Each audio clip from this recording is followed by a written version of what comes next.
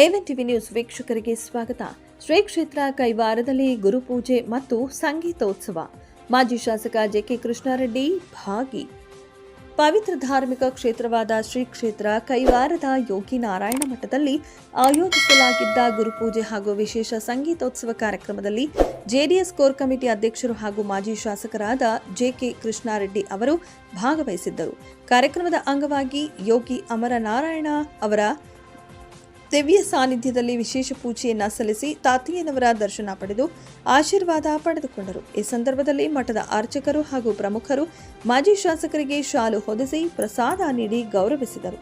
ಈ ವೇಳೆಯಲ್ಲಿ ಮಾತನಾಡಿದ ಅವರು, ಯೋಗಿ ನಾರಾಯಣ ತಾತಯ್ಯನವರ ಪವಿತ್ರ ಆಶೀರ್ವಾದವು ನಾಡಿನ ಸಮಸ್ತ ಜನತೆಗೆ ದೊರೆತು ರಾಜ್ಯದಲ್ಲಿ ಸುಖ, ಶಾಂತಿ, ನೆಮ್ಮದಿ ಹಾಗೂ ಸಮೃದ್ಧಿ ನೆಲೆಸಲಿ ಎಂದು ಭಗವಂತನಲ್ಲಿ ಪ್ರಾರ್ಥಿಸಿದರು.